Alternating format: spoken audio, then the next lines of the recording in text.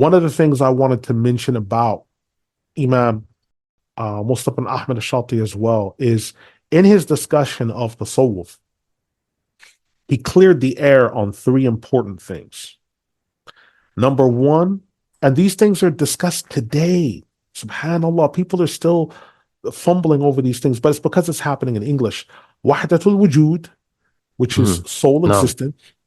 He carefully defined this issue. And I think I tried to translate to the best of my ability, but it was written in literary Arabic. And literary Arabic has issues to translate out. For the next edition, inshallah, I'm thinking to sit down and try to retranslate that unit again, just to try to make it, just to simplify it a little bit more if I can. But I did the best that I could the first two attempts out. But I think I could maybe simplify it a little bit better. I tried my utmost. But sole existence, as it depends on what someone means, because again, people are hung up on terminology. And he defines what this term is referring to. He gives ayat, he gives ahadith, he gives proofs from the big poles, what he calls the four poles, right? Shaikh Abdul Qadir Al-Jilani, Mu'inuddin Chishti, Bahauddin Shah Naqshband, and also Suhrawardi, Shihabuddin Suhrawardi, right? And Najibuddin is well known as. So he looks at the four poles and how everything's come down to us. And as expected, he lauds an extraordinary amount of praise on Shaikh Abdul Qadir Al-Jilani because he's the sahib of the original tariqah. He's the original one. So this is the first thing he does. The second thing is he tries to walk a middle line with Muhyiddin ibn al-Arabi, because he understands someone that's read literary Arabic and also understands the books of the Tasawwuf, that Muhyiddin ibn al-Arabi wasn't written and published for everyone. And that one of the reasons why there was so much confusion about Muhyiddin al-Arabi in his time and exists now is that people have diffused his works without using his glossary, because he explains the terms and what he means. He has other books that give glossaries of this term means this. When I say this, I mean this. When I use this expression, I mean this. But people just disseminate his works. And it's for that reason I was so surprised when I saw in English that someone had translated his Fusus al-Hikam. I was like, what? Yeah. Or Al-Futuhat al-Makkiyah. I thought, subhanAllah, why on earth would you translate that? Indeed. When we have other kutub that are in English that we need to have more emphasis on. Like, for example, someone did the translation of the life of Abu Medyan. That's a very good translation. I'm happy that's there, because Abu Medyan, he and another Imam meet Abdul Qadir Al-Jilani at Mina. And they ask to come under him, and he puts his foot on their neck, and he winds up changing their madhhab. And they come under his banner. So they met him once. The works of Al-Ghazali, the works of Shaykh Abdul Qadir Al-Jilani, Al-Baz Publishing did a wonderful thing, because those are down the line, straight across, and Shaykh Abdul Qadir Al-Jilani, that's who he wrote those books. That's who he wrote Al-Ghunya for. No. That's what he wrote for Futuh al-Ghaib. He wrote that for use by the laity. Muhyiddin al-Arabi did not write Fusus al-Hikam for the laity. Futuhat al-Makkiyah was not written like for the laity. That's not who it was written for. So he accurately decodes Fusus al-Hikam and al-Futuhat al-Makkiyah and explains, no. When he says this, he means this. When he's talking about this, he means this. And he decodes them, because as a man of high tasawwuf, he understands this. And he accurately assesses them. The third thing he does is he cuts through what I think is, in this day and age, a lot of pageantry with respect to tasawwuf or ihsan. The pageantry that people are into, wearing shawls, big hats, I'm with so-and-so, lapels, pins, all these types of things. It's the pageantry. but it has no ruh. There's no spirit behind it No. because it's all appearance and nothing else. And the Sheikh cuts through that and accurately shows this is what your tasawwuf should be like. When you live in the world, you should live in the world and understand that this exists, but if you try to compare it to Allah subhanahu wa ta'ala's existence, there's no comparison at all. Because he's the only one that's truly existent. This existence that we see and that we live is a contingent existence. We depend on him. And if it were not for him, we wouldn't even be here. That understanding of the soul. That understanding. So when you understand that, then it enables you to grasp and understand what it is to worship Allah if you see him. And if you do not, then know that he sees you. Muraqabah. Muraqabah. If you can't worship Allah as if you see him, okay, then do muraqabah and muhasabah. Know that he sees you and reckon yourself accordingly. That is the goal. The other manifestations that Imam Mustafa Ash-Shatti mentions, accurately says these other manifestations, he says they're manifestations, but they're not the goal. There are things that happen. So the things that Ibn Arabi did, the manifestations, they're things that happen. He was a great man, but he's not the role model that is the normative form of ihsan or tasawwuf. No. That's not the normative form. Normative tasawwuf is that's why you notice he's not one of the four aqtab. He's not one of the four pillars. He's not one of the four poles. He's not. It's the other. It's Shaikh Abdul Qadir Al-Jilani and the others. No. It's Abu Madyan. It's Mursi. It's Hasan Al-Hanbali. These people are normative Islam for ihsan.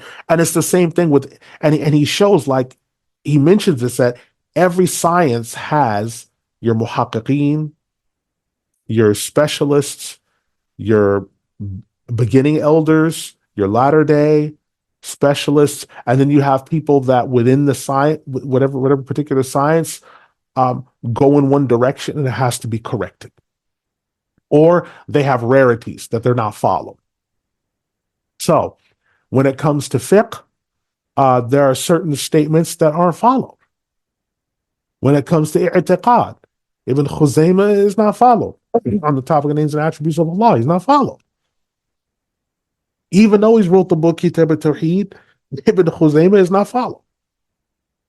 In Lugha, there's certain people that aren't followed when they speak on certain areas. In tafsirs, there's certain people that aren't followed when they speak in certain areas. In ulum al-hadith, there's certain people in certain areas that aren't followed when they speak on those topics. It's the same thing with tasawwuf, which is one of those sciences.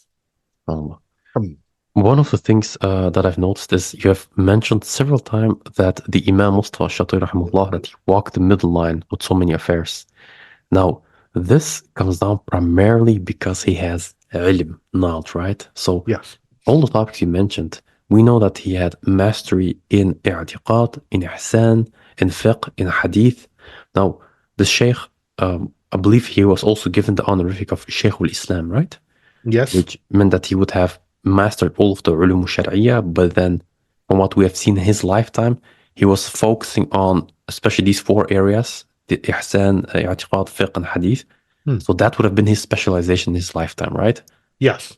So this middle line, this cannot be walked upon if one does not adhere to the individual obligatory knowledge for the common people, but then for the scholars, if they don't act upon the ilm. So this imam was acting upon the fiqh of his madhab, the usul of his madhab, the fiqh and the theology and so forth. So this gives one the ability to adhere to that midline instead of veering off to the left or right, going to the extremes, like you've said, being either defensive or being an arch conservative. So would make a point to write of it that ilm is necessary at all times to keep following this middle line.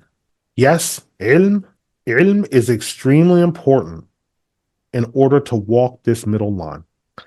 In Surah Muhammad, the 47th Surah 19, فَعْلَمْ أَنَّهُ لَا إِلَهَ إِلَّا اللَّهُ وَاسْتَغْفِرْ لِذَنْبِكَ. You should know that there is no God but Allah, and ask forgiveness for your sin. So we see in the beginning, fa'lam, you should know. So you have to have knowledge of what is la ilaha illallah. So then when it's time to seek forgiveness, you know why, when, and how to ask forgiveness. These are the things that need to be known in each field of knowledge. We need to know what are our obligations, in order to carry something out. Let's say if it's in i'tiqad, what are the conditions to come inside the fold of Islam? What are the compulsory things we must know? Okay, this and this. Okay. Iman. What are the compulsory things that must be had in order for Iman to enter the heart? Must be these things. What are the things, the wajib things after that? It's this. What are the things, the signs of the time that we must affirm? Foundational things. Well, the day of resurrection is one of them and what leads up to that. Okay, understood. What are the wajib things we also have to know after that? It's this and so. Ihsan. What is the necessity in order to possess this? Worshipping Allah as if you see him, and if you cannot, know that he sees you. Okay. Right? These are the most fundamental areas, and then they're built on top of with other peripheral matters or other additional affairs. But not having the prerequisite knowledge, it doesn't help at all, because you don't know how to carry out any of these things in transactions, such as buying, selling, eating, drinking, worshiping, interacting with your wife. So many things could be resolved if people dedicated a little bit of their time to the knowledge. So many things could be resolved. People are fighting with their wives are fighting with their husbands. And part of the reason why, we understand that people will disagree and have arguments simply because by nature, people are different. They come from different socioeconomic backgrounds. We understand that those things are insoluble. That's going to happen. That's why you have counseling and other things. But what we're talking about here is things that are preventable. Some of the fighting that's happening is because people don't know the preventable knowledge that they're supposed to know for nikah. So then they enter into a nikah without knowing the preventable things, and they're fighting about things that really they should have known before. And then the marriage ends, but okay, the marriage has ended now. But what should have been resolved before the marriage isn't resolved. So what happens? They then get married again. Things unresolved. They go into a new marriage. Problems come. Let's say children are born. Now that they don't know how to rear children, they don't know how to interact with children. So no new problem comes. That marriage then ends. Those children are strewn all over the place because they don't know where they should go from here to there now.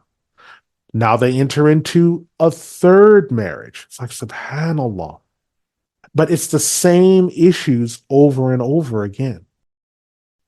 And it's not as if, oh, well, there's no way for them to access this. No. There's ways to access it. They just, some of them refuse to do it. Or some of them say, well, it's not that important. I'll worry about it when I get to it. It's like, but when you get to it, you won't often have the opportunity to sit down and do it. How often does it happen where you say, I'm going to get this done and that done before doing an action, and then that thing comes up that you'd put off, and now you can't prepare for it because it's here. You can't go away from it now. Now it's here.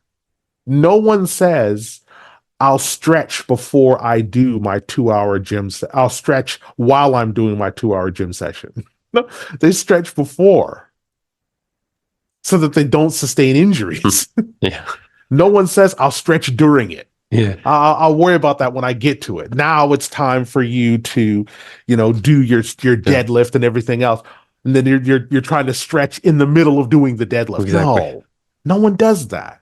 Oh, I'm going to do 2 reps on my deadlift, or I'm going to do 10 reps on my bench press. Now I'm going to go jump on the machine and come back and finish my other 2 sets. No one does that, because we all understand there are preliminary steps that must be had before we do something.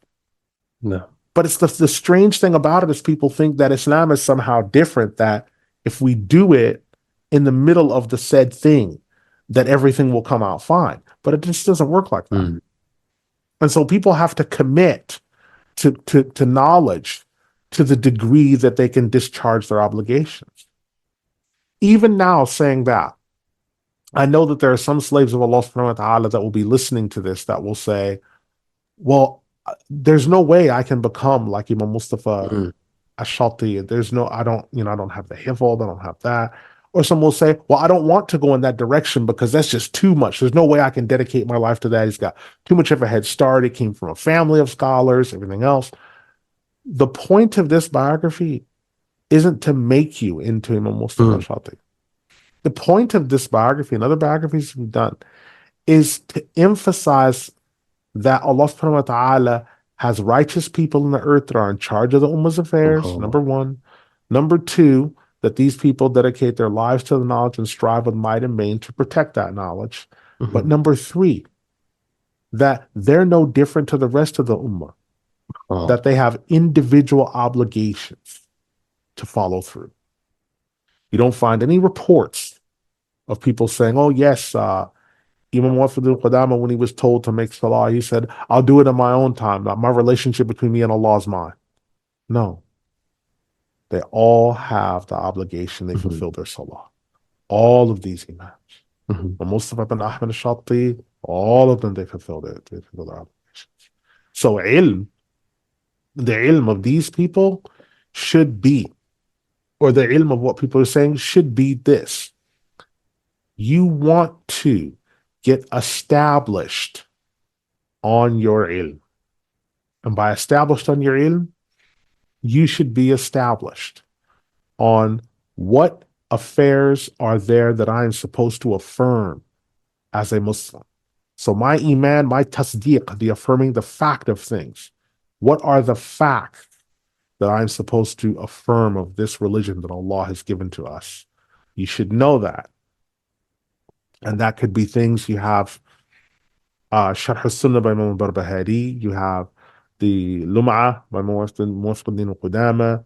Right? You have these kutub that are there. There's recordings of them to affirm these things, to know that you're on the straight and narrow and right track of the first three generations. The best generation is my generation, then those who come next, and those who come next. As the Prophet ﷺ said in the Hadith Imams, the Sahih Imams al-Bukhari and Muslim. Secondly, is you need to be able to discharge your day-to-day affairs.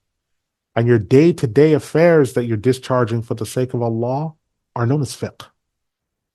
And you must have access to fiqh in order to carry these things out so that your day-to-day activities aren't guesswork. They're actions. Now, there's some parts of the fiqh that is compulsory for you and some parts that are not. So, with respect to becoming muftis or fuqaha and the like, you're not responsible for that. But there's parts of it that you are responsible for that you must know. You must know what makes things pure and impure. You must know the rulings about wudu. You must know the rulings about salah. You must know the rulings about sawm. You must know, if you're going to make Umrah or Hajj, the rulings about that. And if you decide to open a business, or even when you're transacting with other people, you should know the bare minimum Mhm. of how to transact with people in whatever given transaction that you're going No. to do. So if you say, well, I just I buy houses, I fix them up and I sell them. Okay, you should know the transactions to deal with in that area. Well, I'm a doctor, so I don't deal with agriculture. So you should know fiqh regarding the medical Mhm. matters and what to do with that. SubhanAllah. Well, I'm just a farmer. I live outside the city. Well, you should know all the agricultural fiqh and whether zakat al-fitr is due or Mhm. not and No. those affairs. Okay.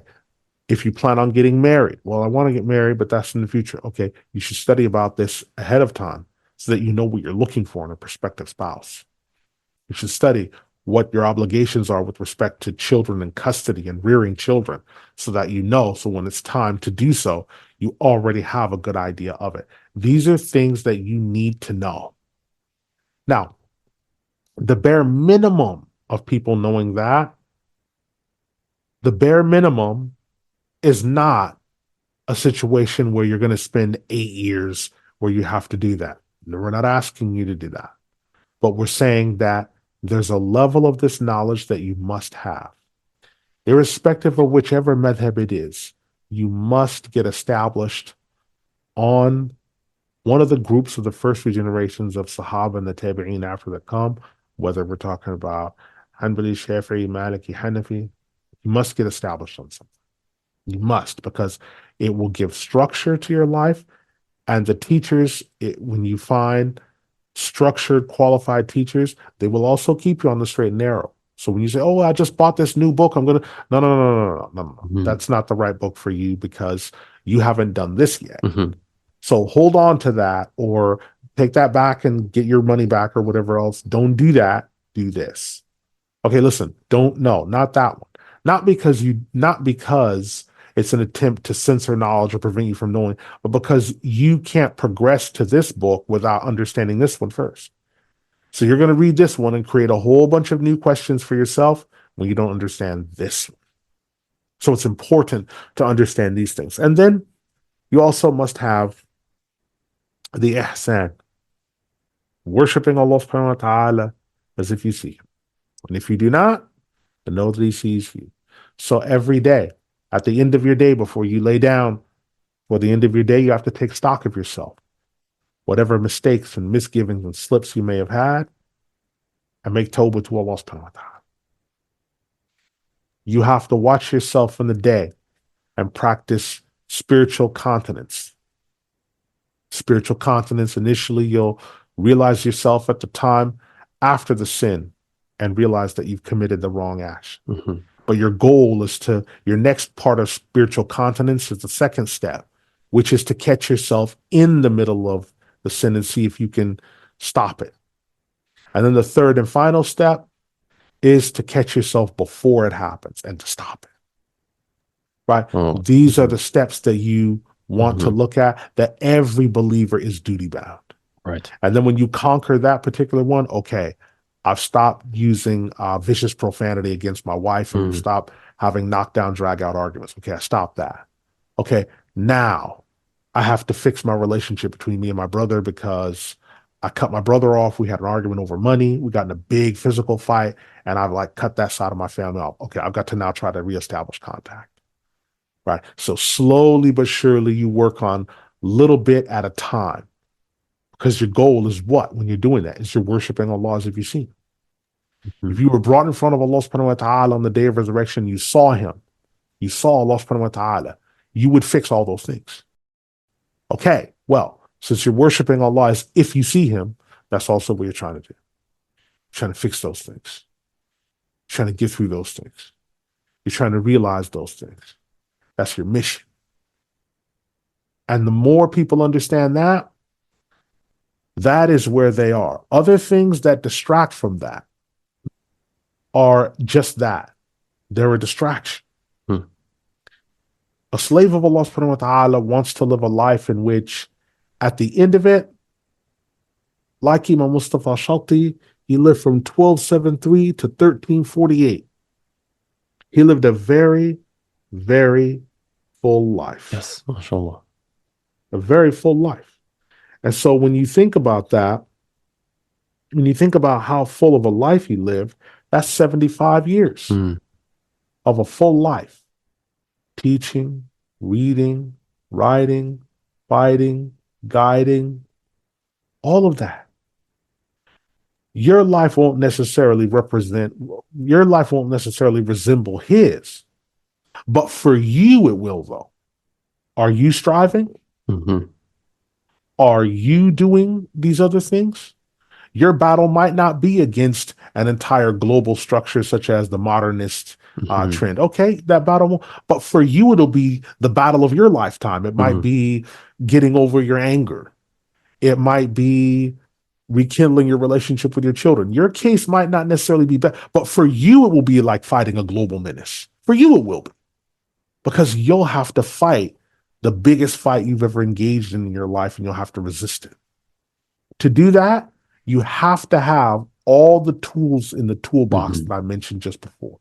Without them, without those tools, you are completely powerless in a war against shaitan and your lower self, you're completely powerless. You're going into battle without a shield.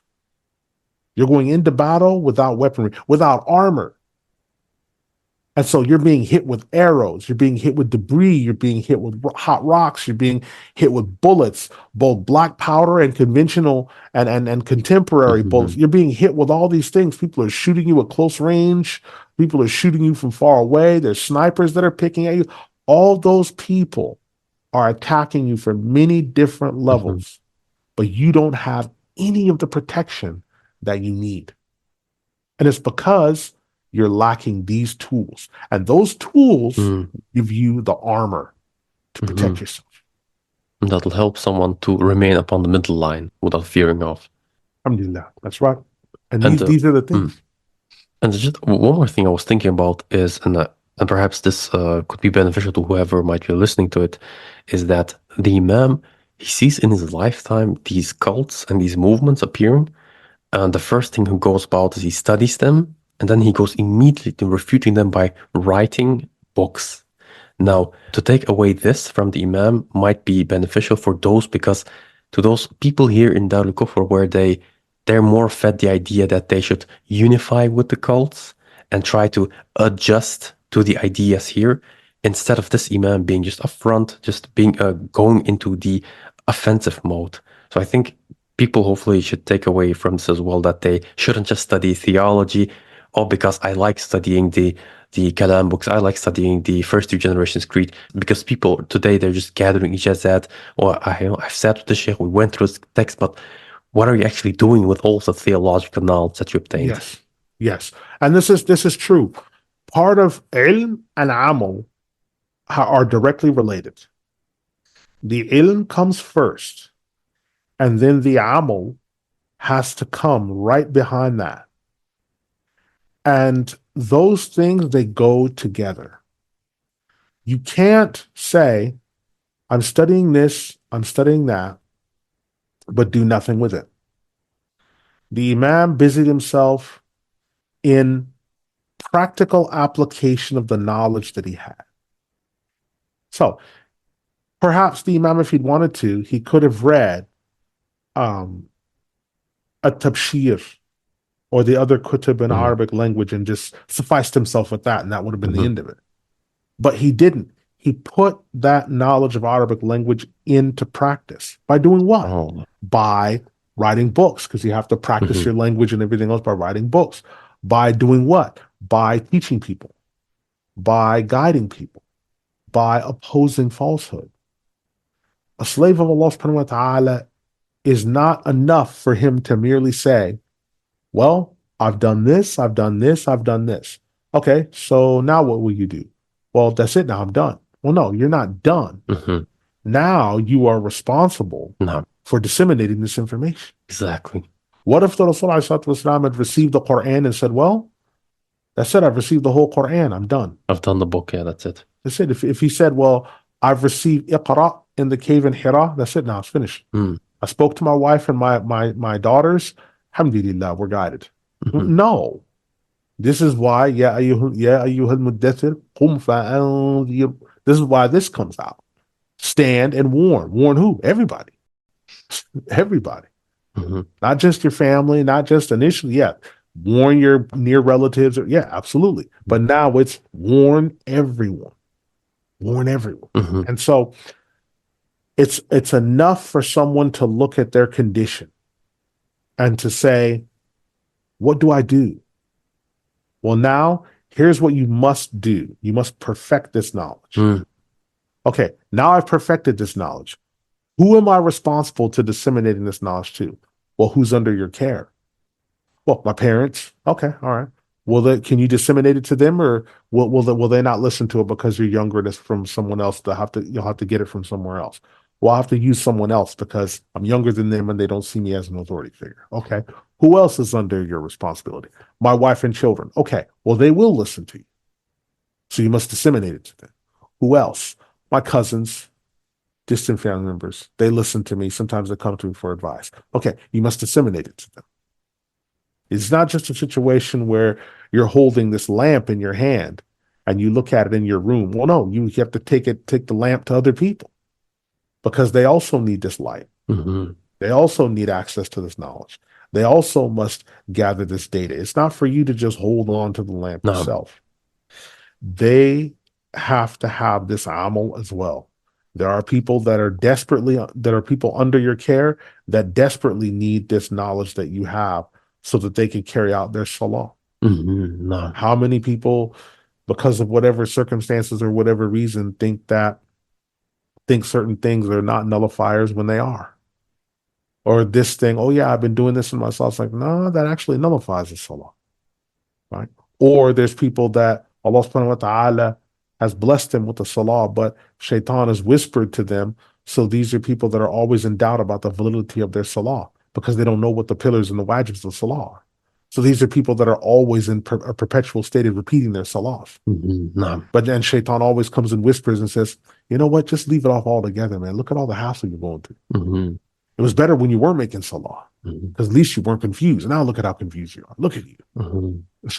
So those people also, you giving them knowledge of sujood sahw or arkan al-salah or wajibat al-salah could actually lift and remedy that confusion. So you have obligations to those under your care. No one is saying, because often some people might listen to these biographies and other things and think, oh no, now I've got to become a scholar. That's impossible. I can't do that. That's not the point of these. Sure. Part of the point of this is for you to understand who these people are that are in charge of the Ummah's affairs, the knowledge they've imparted to us, the legacy that we're part of.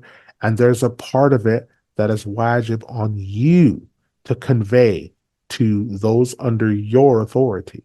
Whether you're a scholar or not, you have obligations. But the first order of business is you must first of all learn the obligatory knowledge that you have to know.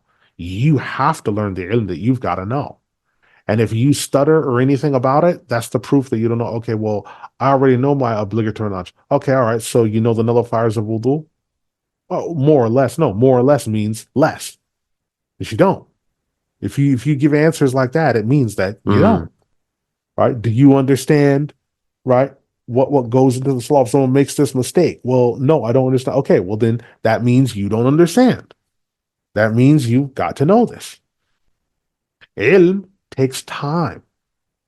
So don't look to have it all done in a month or whatever else. No, you're probably looking at 5 months, 6 months. So where you got a really good handle on your basic 5 pillars. It takes about 5-6 months.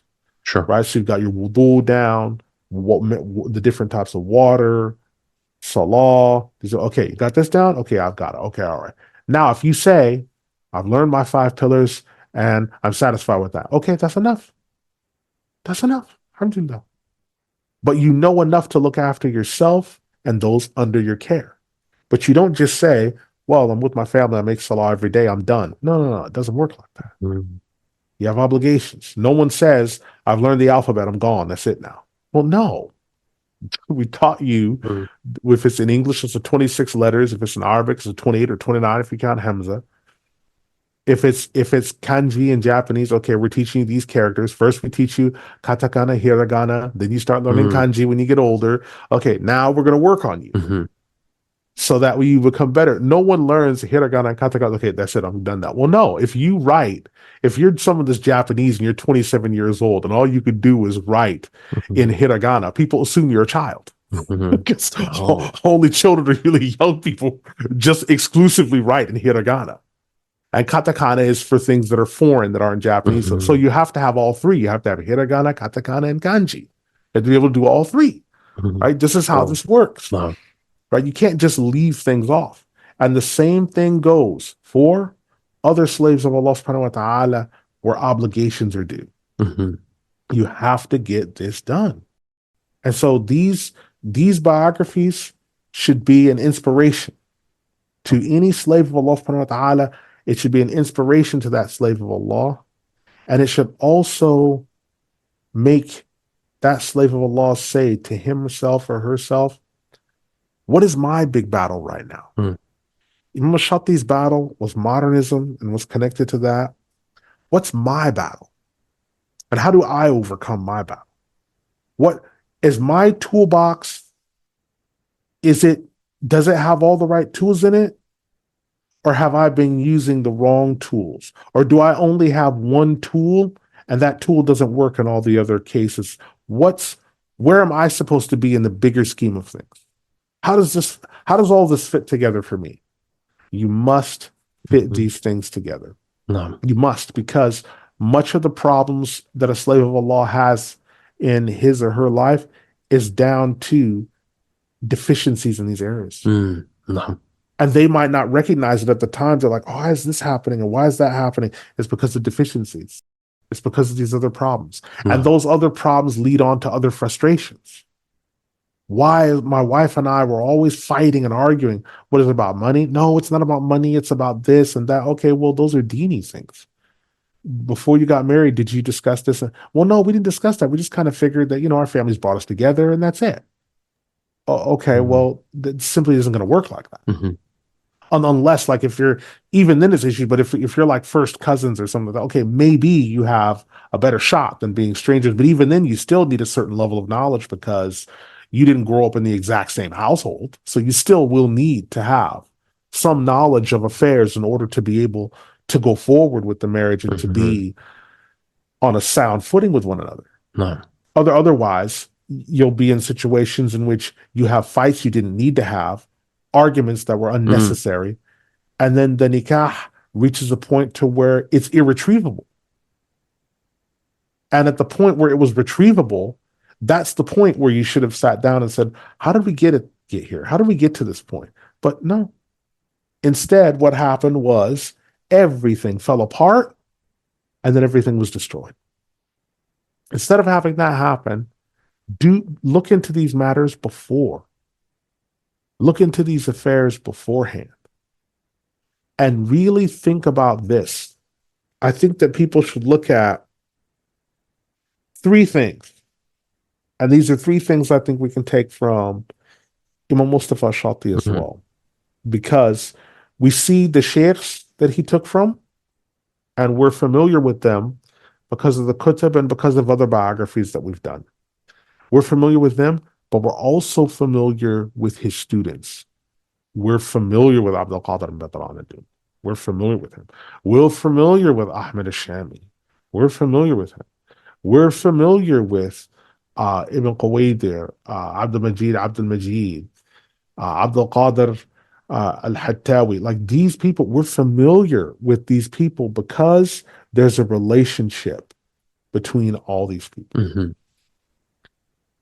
Three things I'd say the slave of Allah subhanahu wa ta'ala that listens to these biographies should try to do is familiarize yourself with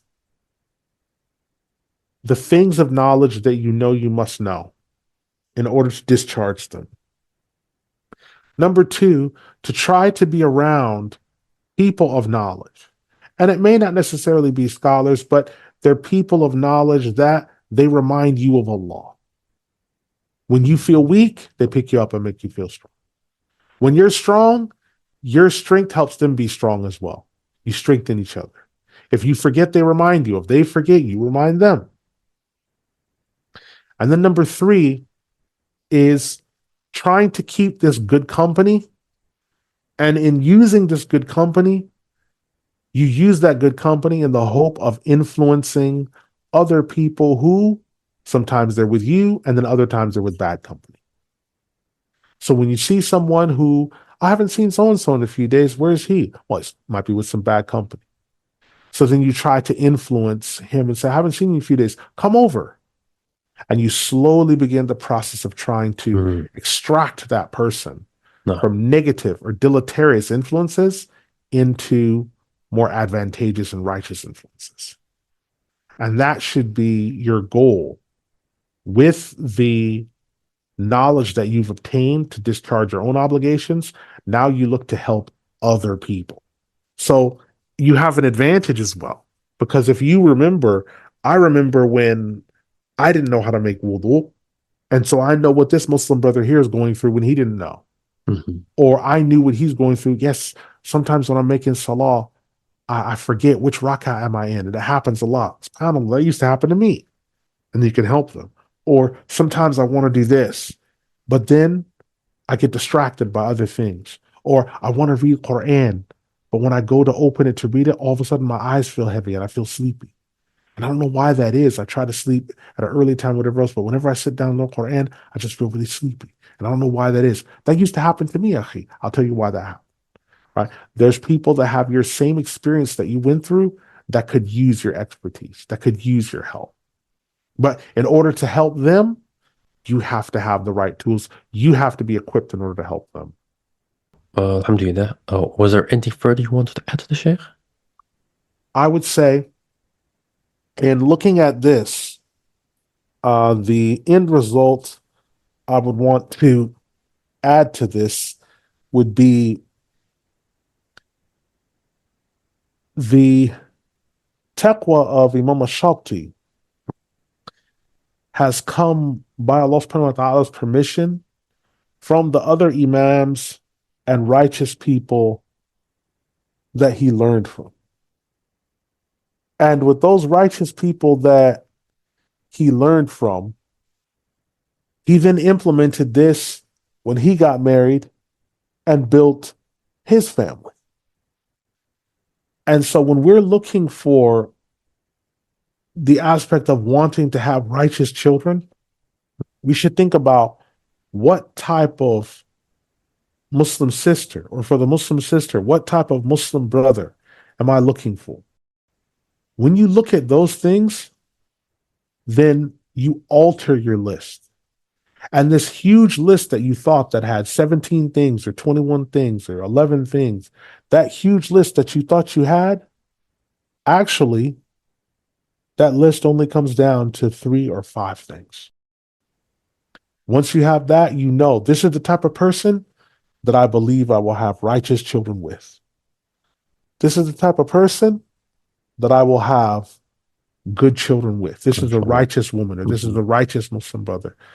Those things, because these people, like Imam Mustafa Ash-Shatti, like his father, his grandfather, all of these people, it's not possible that these people come about without the du'as of their parents and then also having righteous spouses.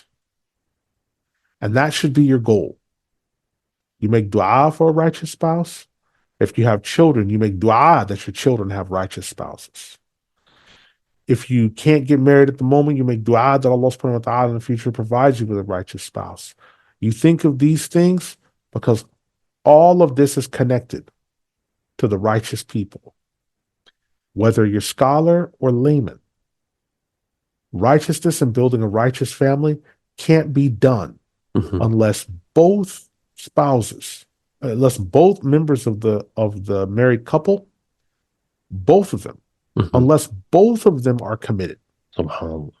If someone is the spouse that is carrying the entire marriage, where they're doing all the obligations and all the sunnah, and the other person is begrudgingly coming along, you won't last long. Allah.